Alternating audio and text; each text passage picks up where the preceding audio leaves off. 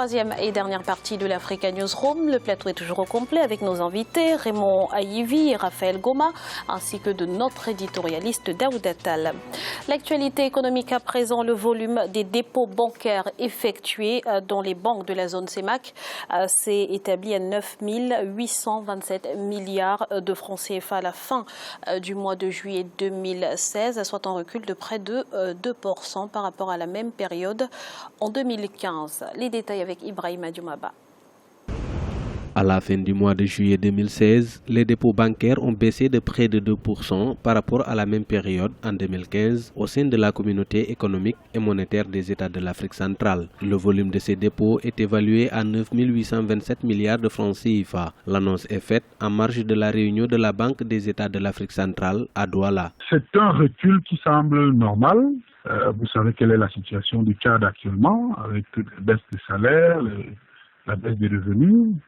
C'est quasiment la même situation, peut-être avec moins de sévérité dans la plupart des autres pays d'Afrique centrale. Il n'y a que le Cameroun qui tire un peu son épingle du jeu, qui sollicite le moins la BEAC et ses dépôts. Donc, c'est une situation que je trouve tout à fait normale. La Banque des États de l'Afrique centrale indique que le recul des dépôts bancaires dans la zone de la CEMAC s'explique par la diminution des dépôts effectués par les 6 États membres de l'organisation. Diminution des dépôts également des entreprises publiques, notamment à cause de la baisse des recettes consécutives au recul des cours des matières premières. Il faut également tenir compte de ce que les entreprises publiques dont parlait la BEAC, quelles sont-elles? Ce sont essentiellement, pour celles qui réalisent des dépôts, c'est essentiellement des entreprises pétrolières.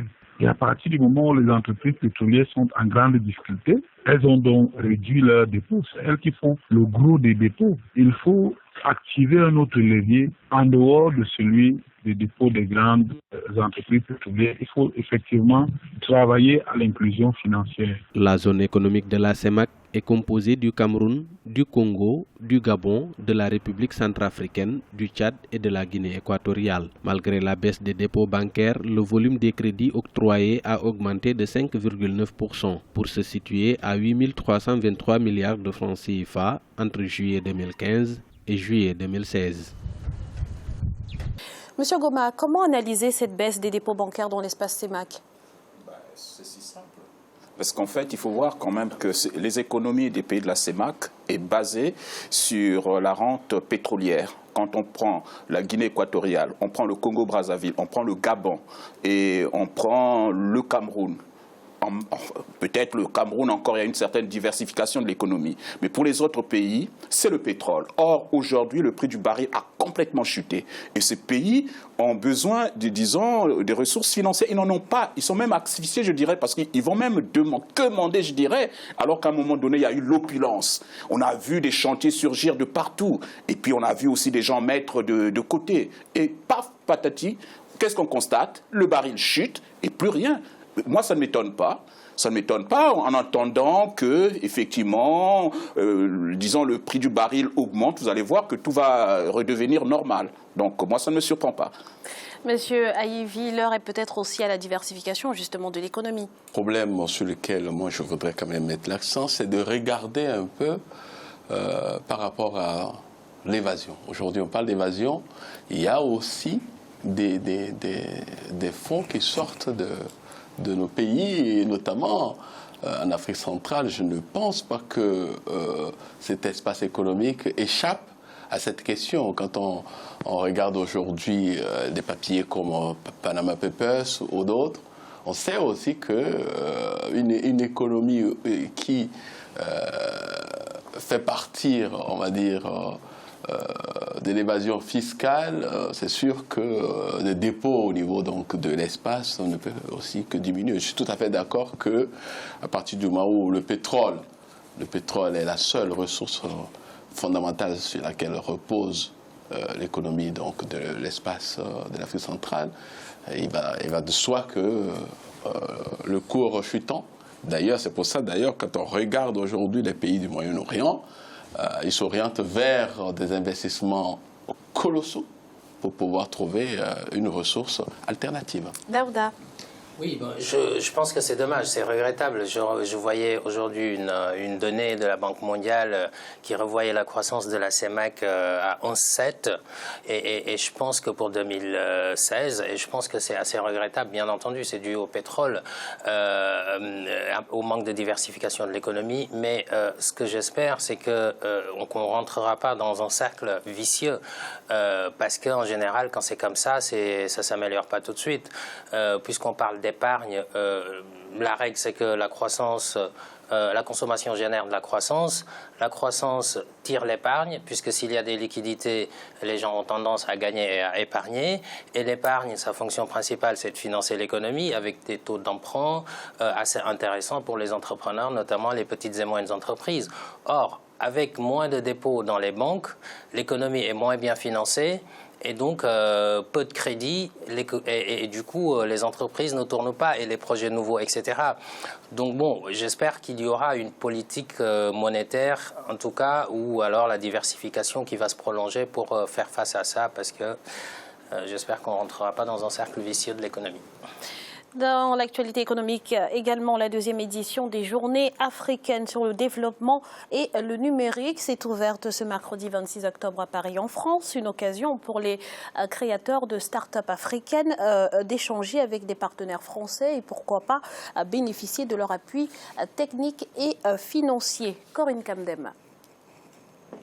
La problématique du numérique en Afrique au cœur de la deuxième édition des Journées africaines sur le développement et le numérique. Ce forum qui a débuté ce mercredi 26 octobre à Paris est une occasion pour les entreprises numériques africaines et françaises de se rencontrer et échanger afin d'initier des partenariats entre entrepreneurs africains et français. Des partenariats qui visent à optimiser les bénéfices de l'économie numérique en Afrique.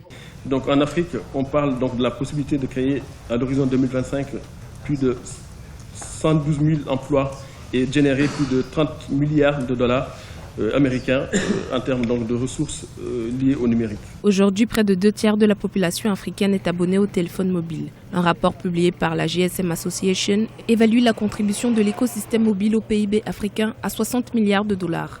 Si certains observateurs préconisent un investissement dans le numérique sur le plan industriel en Afrique afin d'accroître ses profits, certains estiment que les conditions de réalisation du potentiel de croissance économique grâce au numérique en Afrique se trouvent dans une autre variante. Soyons clairs, soyons sincères, la bataille industrielle est perdue. Aujourd'hui, l'Afrique ne peut s'enrichir dans le numérique que dans le contenu. Pourquoi ? Parce que quelles que soient les valeurs de la créativité industrielle, vous n'arriverez jamais à faire consommer à une autre personne votre culture. Donc l'Afrique ne peut être, et sa force ne peut être que sur le contenu.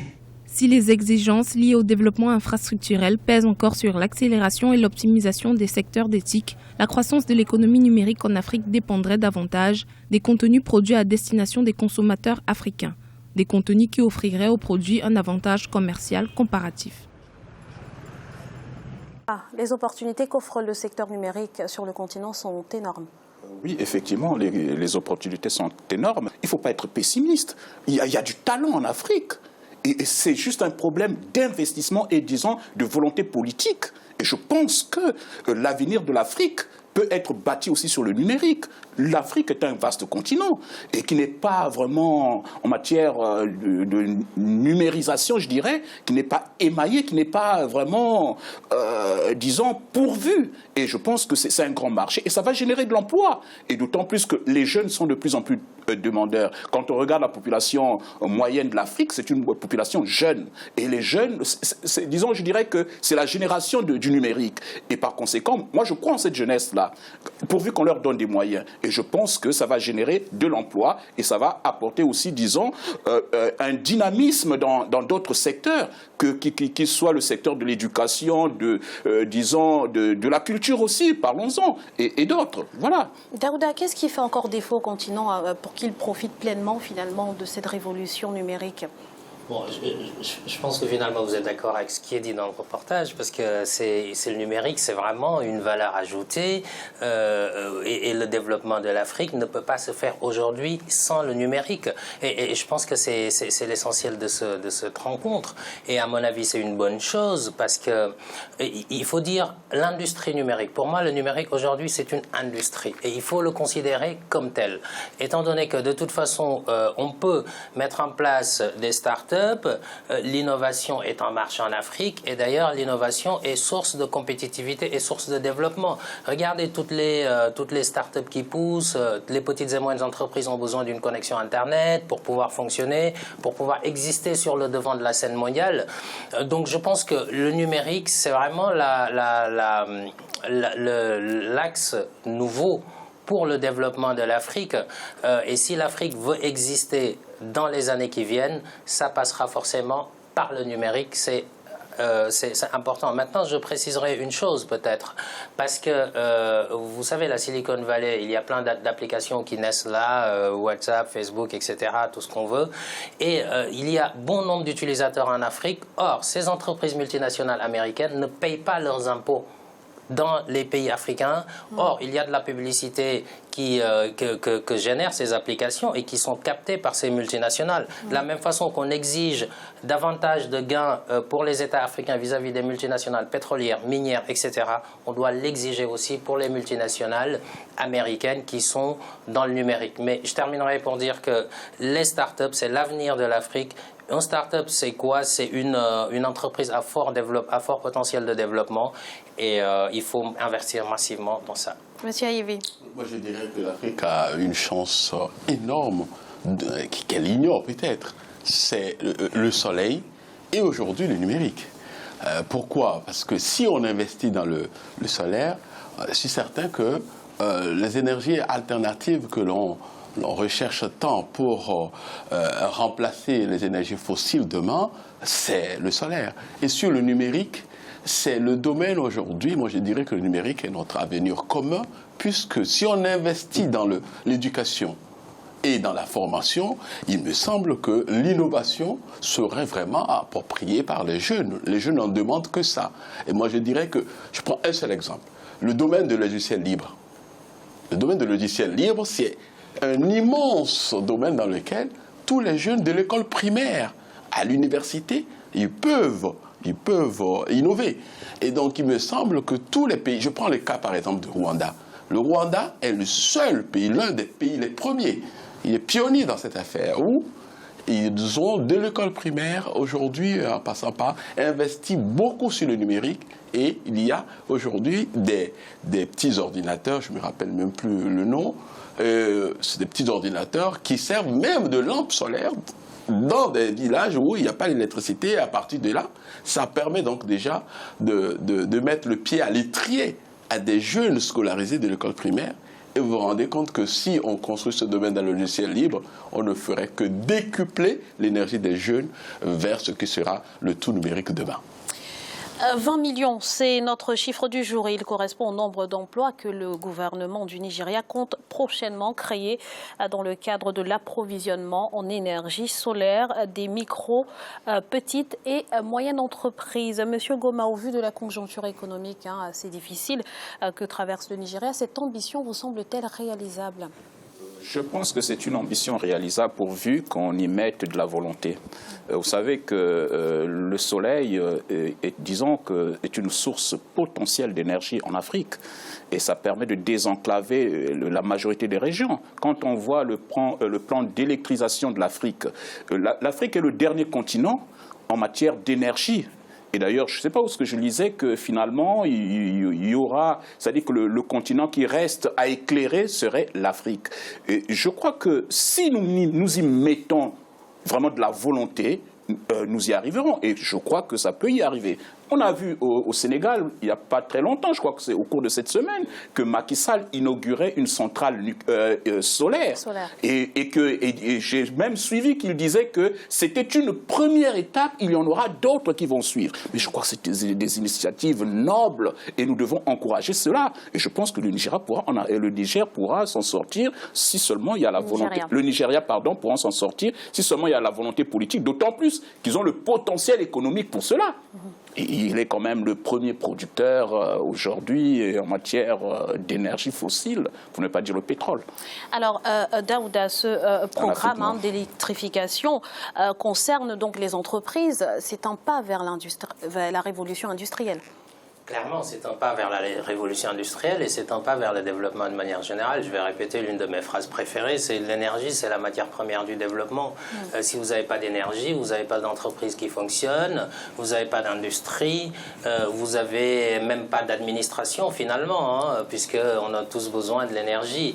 Et puis la vie sociale en prend un coup, la santé en prend un coup, etc. Donc oui, pour revenir sur votre question, bien entendu, le développement industriel passe par l'énergie. Et le paradoxe qu'on connaît en Afrique, c'est que on a des ressources naturelles, le pétrole, etc., qui sont la base même de la révolution industrielle en Europe, et on n'a pas su utiliser ça. Alors, voilà, on fait exporter, etc. Bon, bah, j'espère que puisqu'on a raté le coche du pétrole, j'espère qu'on ne ratera pas le coche du solaire. Alors on électrifie les entreprises, mais monsieur Ayivi, qu'en est-il finalement de l'électrification des ménages? Je pense que à partir du moment où on investit, comme l'a dit M. Goma tout à l'heure, au Sénégal, 17 milliards qui semble-t-il a investi dans le solaire, et si nombre de chefs d'État prennent aussi le même pas en investissant dans le solaire, il va de soi que les ménages, tous les foyers, forcément auront de l'électricité et à partir de là, l'énergie deviendra, comme on le souhaite, une ressource très utile pour que les ménages puissent s'en servir à bon escient, que ce soit en matière donc, de santé, en matière donc, de nutrition, en matière d'éducation pour leur progéniture. Merci, monsieur Ayivi. C'est à présent la fin de cette émission. Le dossier du jour de ce vendredi sera consacré à la relance du football togolais. Monsieur Raphaël Goma, merci d'avoir été sur ce plateau.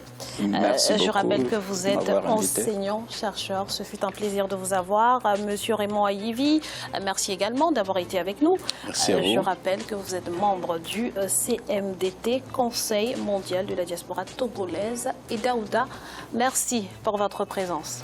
Merci Graziella, un plaisir renouvelé et partagé. Bonsoir à toutes et à tous. Et merci à vous pour votre fidélité. Restez sur Africa 24 dans un instant, le journal de la rédaction.